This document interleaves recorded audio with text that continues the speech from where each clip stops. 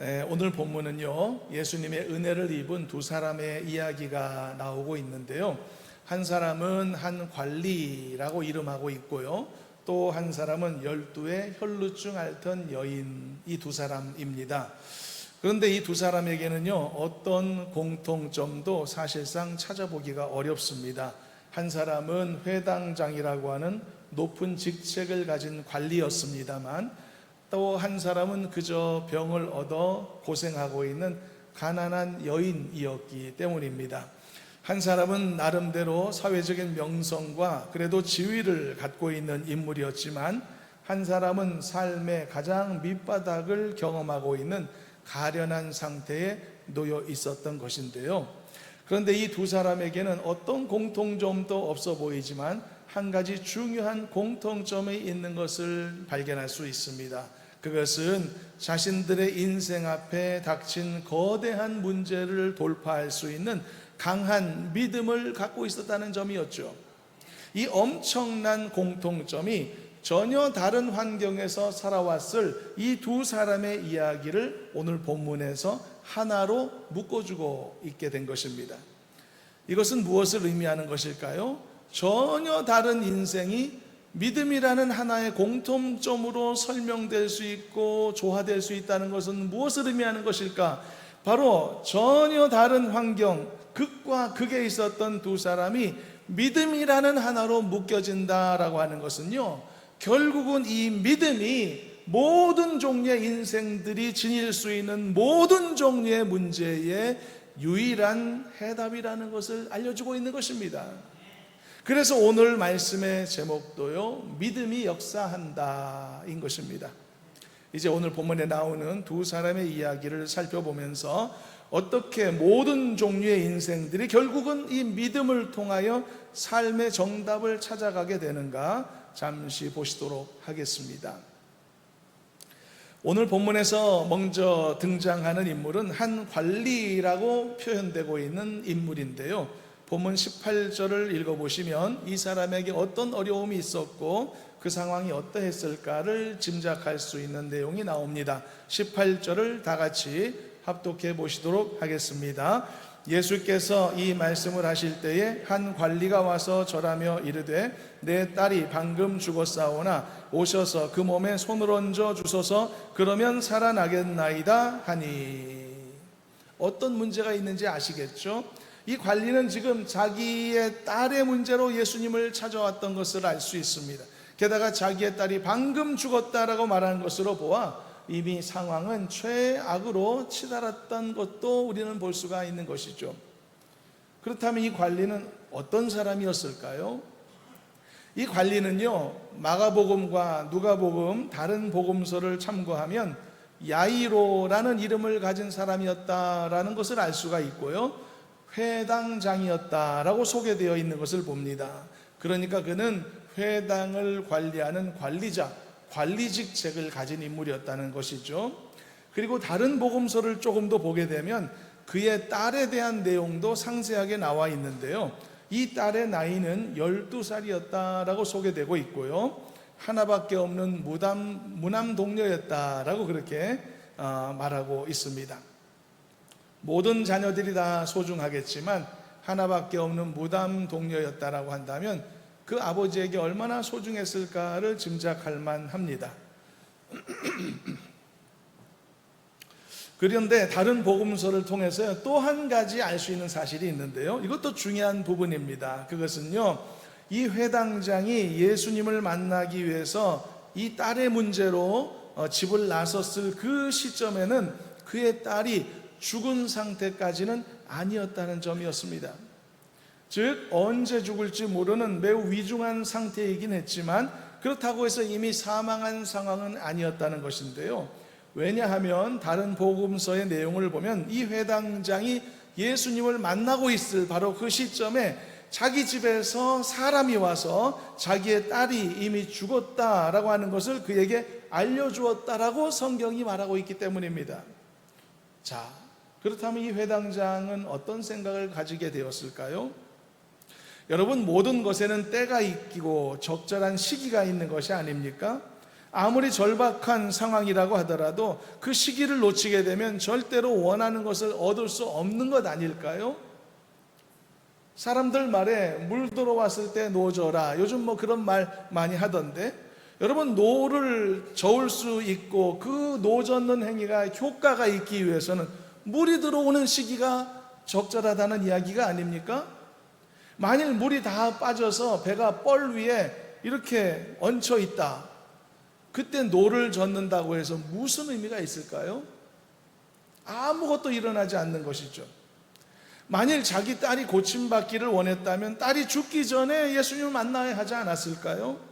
더 서둘러야 했다는 뜻입니다.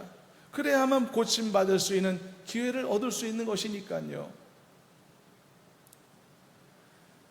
다윗 왕이 말입니다, 부적절한 방법으로 아내를 삼은 여인 사이에서 낳게 된 어린 아기의 문제로 한동안 하나님께 눈물로 기도한 적이 있었습니다. 그러나 하나님은 그 기도를 듣지 않으셔서 그 아기를 데려가셨죠. 그때 다윗이 어떻게 반응했는지 여러분 아십니까? 다윗은 그 즉시로 드리던 기도를 멈추었고 눈물도 다 닦아냈습니다. 그리고 일상의 삶으로 돌아갔던 것을 볼 수가 있죠.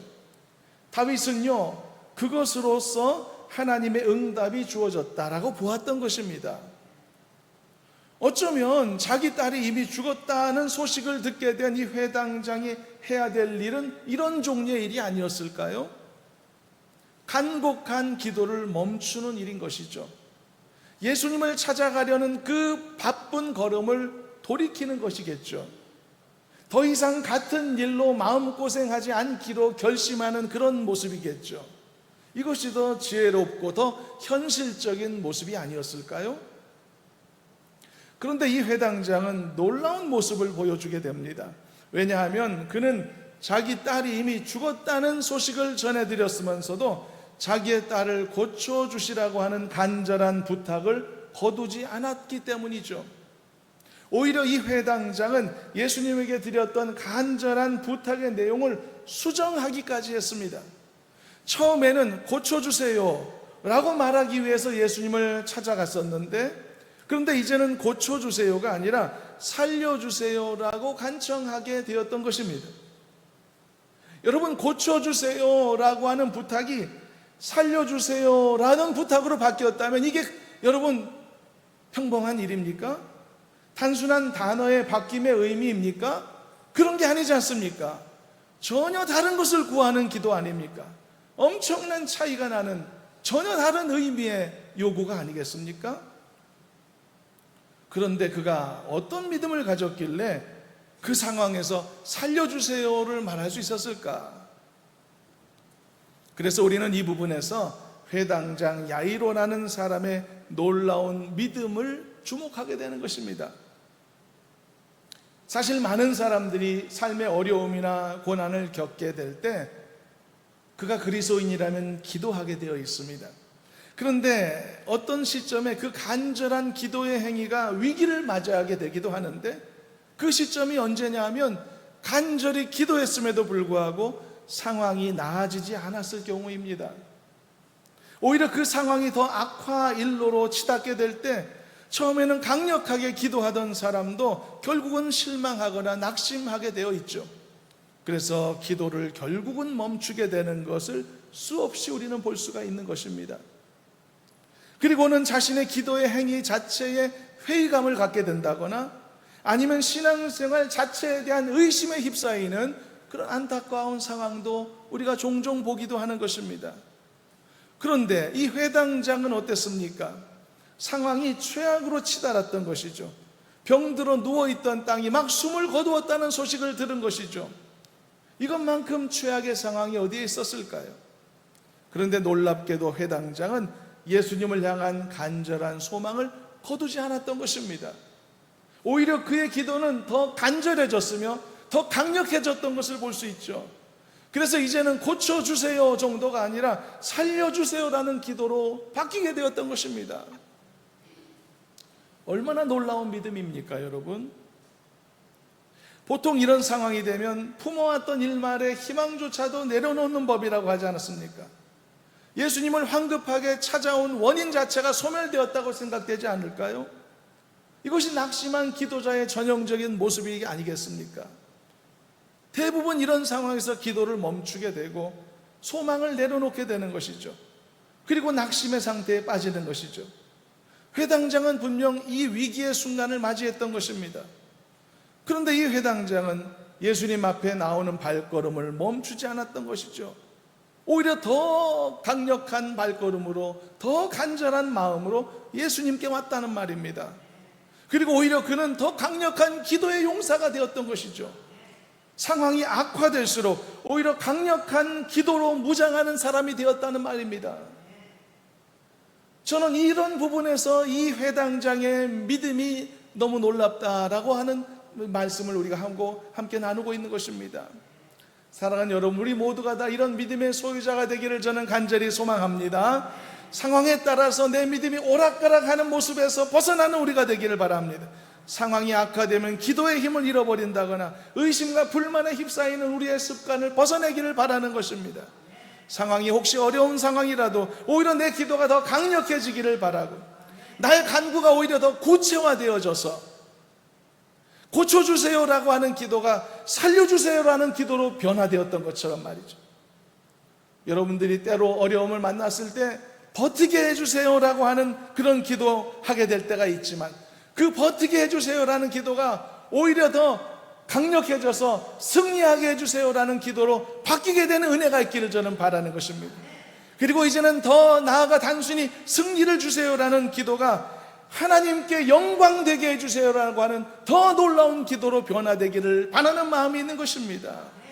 이런 기도의 역류현상, 어려움이 있는데 오히려 낙심하는 것이 아니라 더 담대해지고 내 기도가 더 구체화되어지며 더 절박해지는 그런 놀라운 은혜의 역전현상, 이 은혜의 현상이 우리 모두에게 있기를 바라는 것입니다. 여러분, 믿음 생활은 우리의 마음에 흘러가는 대로 하면은 제대로 되어지지가 않습니다. 마치 강을 거슬러 올라가는 연어의 모습처럼 말입니다. 우리의 믿음이 영광스러운 주님의 그 은혜 안에 다가가기 위해서는 여러분 거슬러 올라가야 되는 것입니다. 애써서 높아져야만 되는 것입니다. 어려울 때일수록 더 기도해야만 되는 것이고, 힘들 때일수록 더 간절히 붙잡아야만 되는 것입니다. 앞이 안 보일수록 오히려 우리의 기도가 더 구체화되어야만 하는 것입니다. 우리 모두가 이렇게 되기를 저는 소망하는 것입니다. 야이로가 이런 모범을 우리에게 보여줬다라고 하는 것입니다. 바로 이렇게 야이로가 대단한 믿음을 보여줬을 때 예수님은 두 말도 하지 않으시고 그의 집으로 발걸음을 옮겨가시는 것을 볼 수가 있습니다. 자, 그렇다면 이 예수님의 발걸음은 무엇을 의미하는 것일까? 이것은 이미 그의 기도가 즉시 응답되었음을 의미하는 겁니다. 이미 응답되었다는 사실을 말해주고 있는 것입니다. 예수님이 야이로의 집에 괜히 가시기로 했겠습니까? 그 걸어가시는 발걸음, 옮기신 발걸음, 첫 발걸음 자체가 이미 하나님이 그의 기도를 응답하신다는 의미가 아니겠습니까? 그래서 여러분, 이렇게 강력한 믿음의 기도는 더 강력한 하나님의 응답하심을 경험하게 만드는 것입니다. 그 상황을 좀 더 보게 되면, 이제 예수님이 발걸음을 옮겨 야이로의 집에 가시게 됐을 때 그의 제자들도 다 함께 따라갔다고 성경이 말하고 있는데요, 그때 회당장의 집에 도착했더니 상황이 어떤 상황이었나요? 23절 말씀을 보면 이미 그곳은 장례식장이 되어 있었다라고 말하고 있습니다. 모든 소망이 사라진 자리가 바로 장례식장이라는 상징성이 아닙니까? 모든 희망이 소멸된 것입니다. 죽음의 그림자가 드리워진 상황인 것입니다. 더 이상 기도할 필요가 없고 더 이상 소망이 없는 자리, 바로 그것이 장례식장이 상징하는 자리가 아닙니까? 이미 초상집이 되어 있었던 그 회당장의 집의 그 모습, 침울한 그 모습은 만일 그 회당장이 더욱 악화되었던 자신의 환경을 이기지 못하고 기도도 포기하고 절망의 상태에 빠졌었다면 그도 당연히 속해 있었을 바로 그 모습, 그 자리였었던 것이죠. 슬피 울고 절망하고 하나님을 원망하고 마치 모든 소망이 다 사라진 것처럼 절규하는 그런 모습 속에 그도 있었을 것이란 말입니다. 그러나 회당장은 이미 놀라운 믿음의 선포를 했던 것이죠. 주여 오셔서 내 딸에게 손을 얹어 주십시오. 그러면 다시 살아날 줄로 믿습니다. 예수님은 이미 그의 믿음을 확인하셨고 그렇기 때문에 그의 집에 가시게 된 것이며 그 초상집 분위기에 휩싸인 그 집에 들어가셨어도 예수님은 조금도 흔들리지 않으시고 다음과 같은 놀라운 말씀을 하시게 된 것입니다. 본문 23절, 24절을 다 같이 읽어보시도록 하겠습니다. 합독합니다. 예수께서 그 관리의 집에 가사 피리 부는 자들과 떠드는 무리를 보시고 이르시되 물러가라, 이 소녀가 죽은 것이 아니라 잔다 하시니 그들이 비웃더라. 예수님은요, 그 회당장의 딸이 죽은 것이 아니라 잠을 자고 있다라고 말씀하신 겁니다. 무슨 뜻일까요? 이미 살아난 것입니다. 이미 살아난 것입니다. 왜냐하면 회당장의 믿음의 선포가 있었으며 예수님의 응답하심에 확실한 보증이 있었지 않았습니까? 이것이 바로 포기하지 않아야 되는 기도의 능력의 결과이며 은혜라는 사실을 우리는 보고 있는 것입니다. 근데 여러분, 기도의 능력을 볼 수도 없고 알지도 못하고 경험도 못 해본 많은 세상의 사람들은 이것을 이해할 수가 없습니다. 그렇기 때문에 이런 내용을 비웃음거리로 삼을 수밖에 없는 것이겠죠.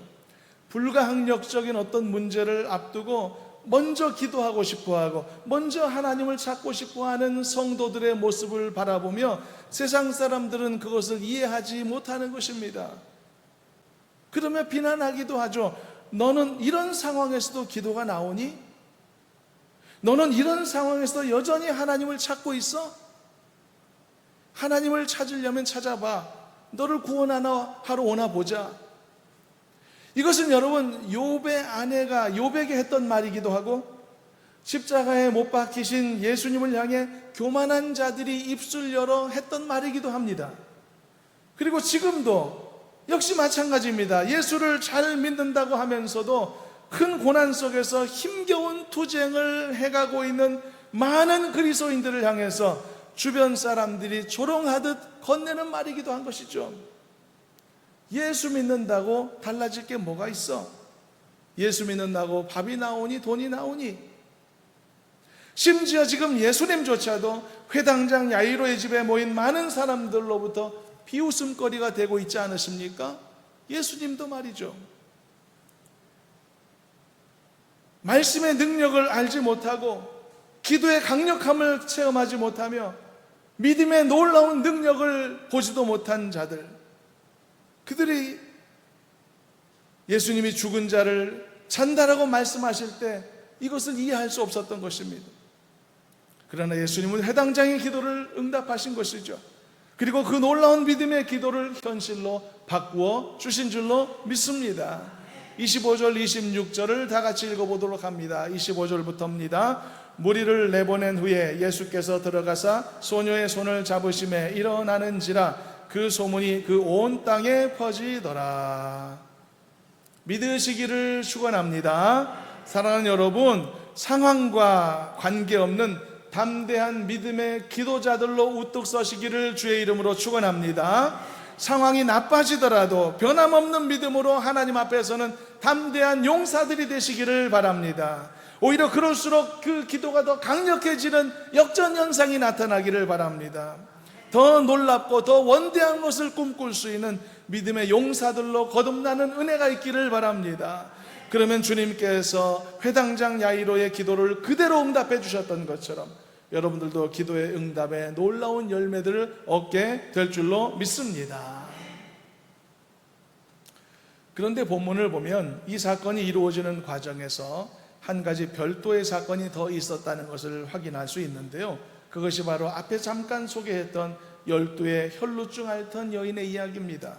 이 여인은 예수님이 회당장 야이로의 집에 방문하기 위해 걸어가시던 길에 길거리에서 만났던 여인이었습니다. 그런데 이 여인은 회당장 야이로처럼 정식으로 예수님을 찾아온 사람은 아니었죠. 본문에서 볼 수 있듯 이 여인은 그저 예수님이 지나가시던 길에 길가에 있었던 사람이고 예수님이 지나가실 때 그의 겉옷을 만진 것에 불과한 사람이었던 것이죠. 그렇다면 이 여인은 회당장 야이로처럼 예수님에게 찾아와 담대하게 자신의 소원을 말씀드릴 수는 없었던 것일까요? 그렇게 하기까지 이 여인의 믿음이 그만큼 큰 것은 아니었던 것일까요? 그러나 그렇게 보이지는 않습니다. 왜냐하면요, 본문의 말씀을 보면 이 여인의 믿음도 회당장 야이로의 믿음만큼이나 놀랍고 귀한 것임을 알 수가 있기 때문이죠. 그렇다면 왜 이 여인은 이렇게 앞에서 당당하게 예수님을 만나지 못하고 이렇게 소심하게 뒤에서 그리고 길가에서 예수님의 겉옷자락이라도 만지려고 했던 것일까? 여러분, 이것은요, 이 여인의 믿음이 약해서였기 때문이 아닙니다. 이것은요, 이 여인이 갖고 있었던 당시의 상황을 생각해 본다면 충분히 이해가 되는 부분인 것입니다. 이 여인은요, 혈루증을 앓던 여인이었습니다. 병자였습니다. 게다가 12년 동안 같은 병으로 고생해 오던 사람이었죠. 그렇다면 이 여인의 외적인 모습이 얼마나 심각했을까? 얼마나 남루했을까요? 혈루증은 온몸에 고름이 돋는 질병입니다. 가장 불결할 수밖에 없고 많은 사람들이 피하고 싶은 질병이죠. 이런 혈루증 환자의 경우는 심지어 구약의 율법에서조차도 이들은 공동체와 격리되어야 한다라고 가르치고 있을 만큼 어찌 보면 매우 위험한 존재였던 것입니다. 같은 사건을 기록하는 마가복음의 내용을 보면 이 여인은 이미 많은 의원들로부터 많은 괴로움을 받았다라고 말하고 있습니다. 그러니까 안 가본 병원 없다, 이런 뜻이 되겠죠. 그렇지만 고침은 받지 못한 채 몸만 괴로웠다, 이런 의미가 됩니다. 그래서 그 과정에서 있는 것도 다 허비한 채 아무런 효험도 없이 질병만 더 깊어졌다라고 성경은 말하고 있습니다. 몸도 피폐해졌고 마음도 피폐해졌고 가진 것도 다 소진한 상태였으니 알고 보니 이 혈루증 여인은 회당장 야이로만큼 오히려 그보다 훨씬 더 절박한 상황이었던 것이죠. 그러므로 이 여인은 절대로 예수님 앞으로 그 모습으로 정면으로 나올 수 없었던 사람이었다는 뜻입니다. 많은 사람들이 보고 있는 상황에서 심각한 혈루증 환자가 자신을 드러내고 예수님 앞에 나오지 못했던 것이죠. 그러므로 여러분, 이 여인이 할 수 있었던 최선의 선택은 길을 걸어가시는 예수님에게 몰래 다가가는 것 외에는 없었던 것입니다. 그렇게 해서라도 예수님의 옷자락이라도 만지고자 하는 것이었죠. 그래서 여러분, 우리는 이 여인의 행동을 바라보며 평가할 때 소심함이라고 생각하지 말고 간절함이라고 해석해야만 하는 것입니다. 이 여인은 소심한 여인이 아니었습니다. 간절한 여인이었던 것입니다. 그리고 오히려 우리가 이 여인에게 주목해야 될 점은 예수님의 옷자락을 만지고자 마음먹은 이 여인 속에 있었던 놀라운 믿음인 것입니다. 회당장 야이로의 믿음과 비교해도 밀리지 않을 만큼 강한 믿음이 있었던 것이죠. 그것은 자신이 이렇게 사람들 몰래 예수님에게 와서 옷자락을 만진다고 하더라도 이것을 통해 예수님이 자신의 오랜 질병을 고쳐주실 것이라는 믿음이었던 것입니다. 그렇다면 이 믿음의 근거는 어디에 있었을까요? 이 믿음은 누가 준 믿음일까요? 여기서 우리가 분명히 알아야 될 게 있습니다. 이 혈루증 여인이 가졌던 그 믿음은 하나님이 주신 믿음이었다는 사실입니다. 왜냐하면 이후의 스토리를 다 종합해 볼 때 당연하게 내려지는 결론이기 때문입니다. 이 여인은 큰 믿음으로 칭찬받았으니까요. 그런데 여기에서 우리가 이 여인의 믿음을 긍정적으로 평가하기에 앞서서 한 가지 알아야 될 게 있습니다. 정리해야 될 게 있습니다. 그것은 그 여인이 생각했던 그 방법에 관한 문제입니다. 즉 예수님의 옷자락을 만지면 나을 수 있을 것이다 라고 생각해서 선택했던 그 방법은 반드시 하나님이 주신 생각이다라고 말할 수는 없다는 점입니다. 어쩌면 이 여인이 생각했던 그 방법은요, 그 여인이 여전히 평생 동안 갖고 살았던 다양한 미신적 생각과 사고를 벗어나지 못했던 상태였음을 보여주는 부분이라고 말할 수 있는 것입니다. 그러나 이 여인이 갖게 된 그 믿음만큼은 하나님으로부터 말미암은 믿음이었다는 거죠.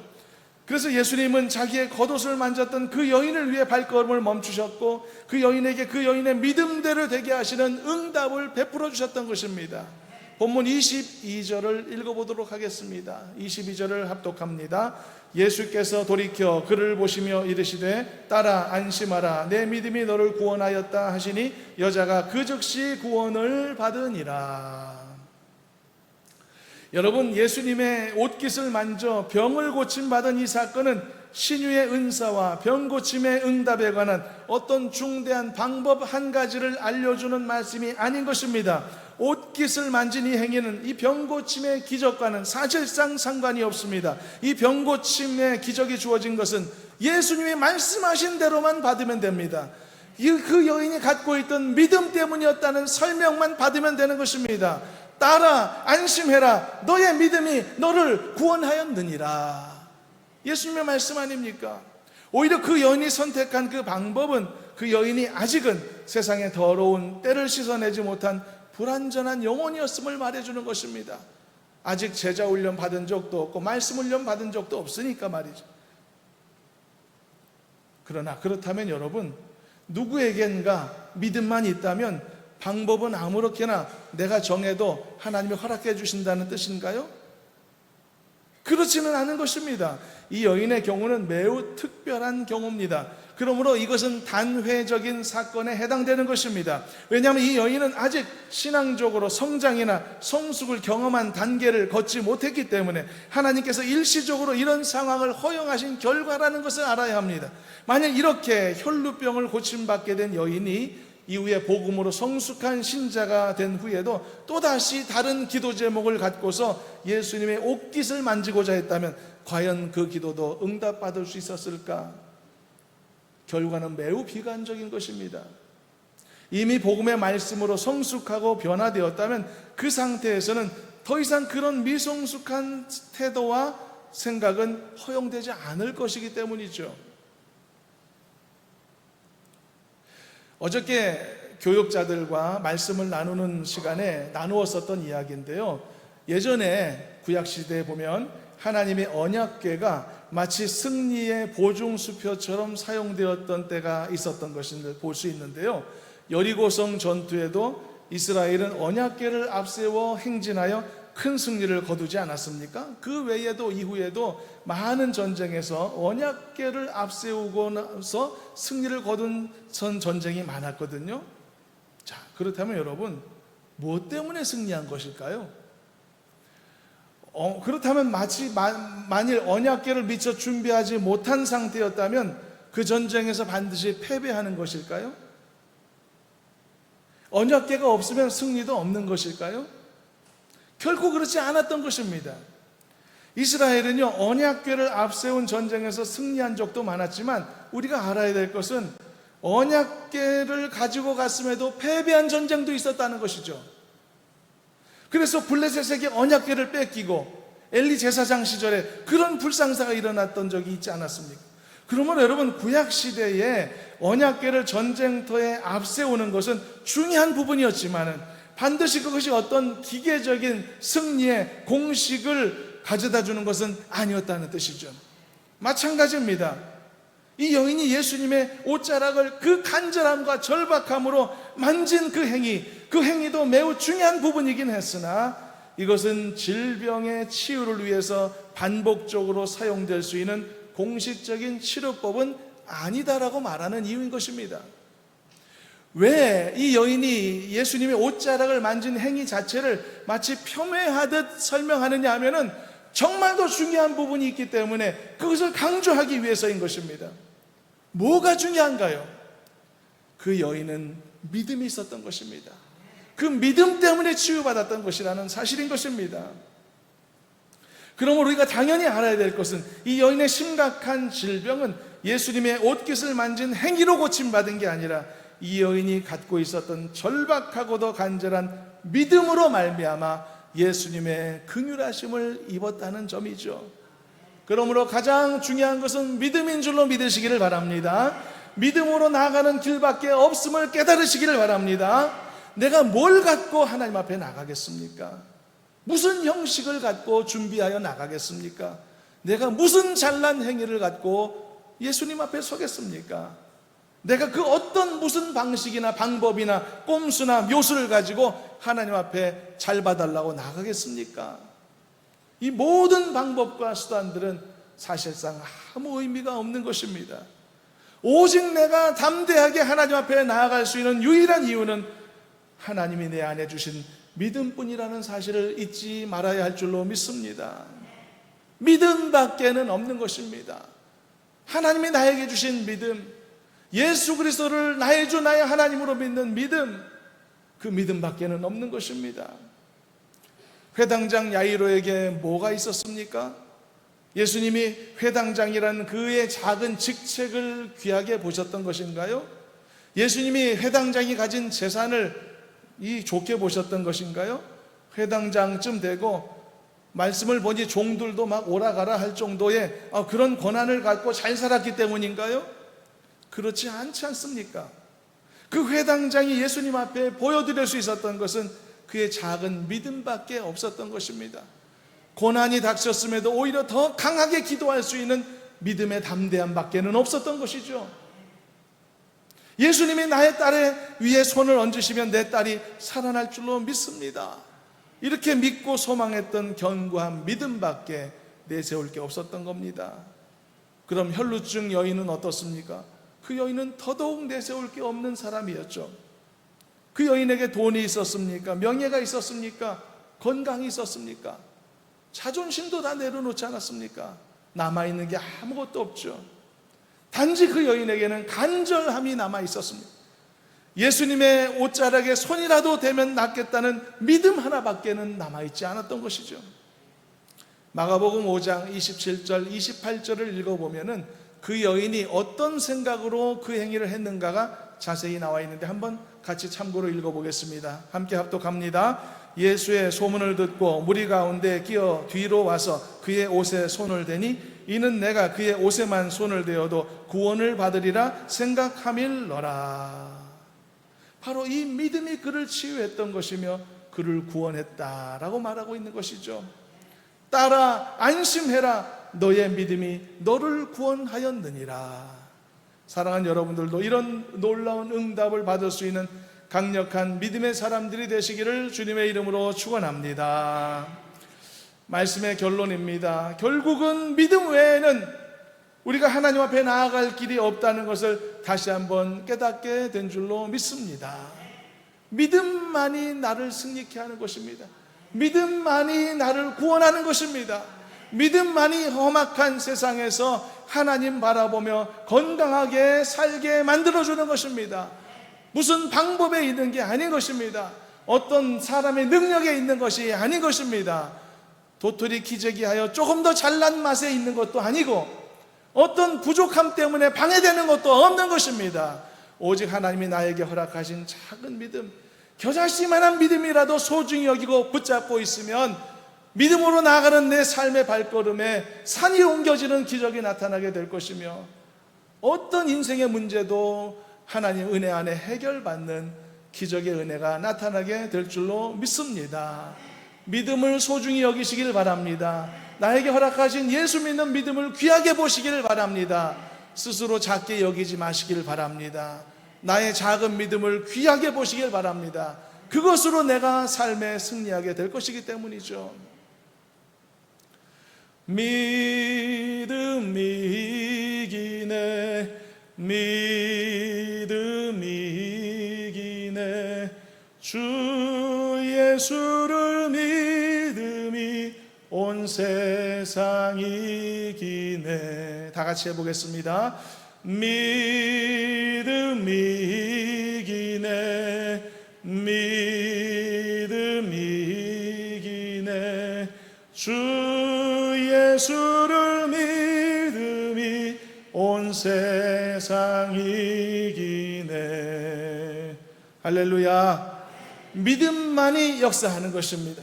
믿음만이 나를 승리하게 하는 것입니다. 믿음만이 나를 담대하게 만드는 것입니다. 믿음만이 나에게 치유를 주는 것입니다. 믿음만이 내 인생의 문제를 해결케 하는 것입니다. 오직 의인은 믿음으로 말미암아 살리라. 우리가 가져야 될 믿음이 어떤 믿음일까요? 우리는 다 알고 있습니다. 그리고 고백도 하며 삽니다. 오늘 예배 앞에 우리가 어떤 신앙을 고백했죠? 사도신경을 고백하지 않았습니까? 그 사도신경 속에 우리가 성도로서 믿어야 될 모든 종류의 믿음이 요약되어 있는 것 아십니까? 여러분, 알고서 고백하고 알고서 믿어야 되지 않을까요? 나는 전능하사 천지를 만드신 하나님 아버지를 믿습니다. 그의 외아들 독생자 예수님을 나는 믿습니다. 예수님의 동정녀 탄생하심을 나는 믿습니다. 예수님의 십자가의 고난과 죽으심을 나는 믿습니다. 예수님이 사흘 만에 완벽하게 부활하셨음을 나는 믿습니다. 예수님이 하늘에 오르셨음을 믿고 지금도 하나님 우편에 앉아 계심을 나는 믿습니다. 예수님은 반드시 장차 다시 오실 것이며 온 세상을 심판하실 것임을 나는 믿습니다. 나는 성령 하나님을 믿습니다. 나는 거룩한 공회와 성도의 교통함을 믿습니다. 나는 내 죄가 완벽하게 용서받음을 믿습니다. 나는 예수님처럼 내 썩을 몸도 썩지 않을 것으로 부활할 것임을 믿습니다. 나는 영원한 생명을 소유할 것이며 영생할 것임을 믿습니다. 우리가 지금 이 고백 다 한 것 아닙니까? 아까도 하고 어저께도 하고 지난주도 하지 않았습니까? 나의 믿음이 뭘 믿어야 하는 믿음인가? 나의 믿음이 담대하게 담아내야 될 내용이 무엇인가를 알고서 믿는 자가 되시기를 간절히 소망합니다. 추상적인 믿음 아닙니다. 우리에게 가져라 말씀하시는 도전하시는 믿음은 그냥 어쩌다가 믿습니다라는 믿음이 아닌 것입니다. 열거된 이 10여 가지의 내용만이라도 우리가 차근차근 이해하고 그리고 마음으로 새긴다면 우리의 믿음은 놀라운 믿음이 될 줄로 믿습니다. 그럴 때 우리의 믿음이 비로소 역사하는 능력이 되는 것입니다. 사랑하는 성도 여러분, 더 강하고 온전한 믿음의 소유자들이 되셔서 더 놀라운 믿음의 열매들, 믿음의 결과들을 더 풍성하게 경험하며 살아가는 복된 인생들이 다 되기를 주님의 이름으로 축원합니다. 하나님 아버지, 우리에게 허락하신 이 작은 믿음이 얼마나 우리에게 소중한 것임을 알게 하시니 감사합니다. 어떤 상황 속에서도 붙잡아야 할 것이며 내려놓지 말아야 할 것이며 이 믿음으로 말미암아 담대함을 지녀야 함을 말씀으로 도전하시니 감사합니다. 이 믿음으로 인생의 문제를 해결받고 승리했던 귀한 모범의 인물들처럼 우리도 과연 이런 믿음의 승리자들로 살아가도록 축복해 주시옵소서. 연약한 믿음이 있는 자들에게 강하고 담대한 마음을 주시옵시고 의심하는 자들에게 더욱 큰 확신을 허락하여 주시옵시고 고난 속에 힘겨워하는 자들에게 오히려 그 흐름에 역전하는 담대한 기도자로 하나님께서 세워 주시옵소서. 그래서 많은 열매들을 경험하는 우리 공동체가 되게 해 주옵소서. 예수님의 이름으로 기도하옵나이다. 아멘.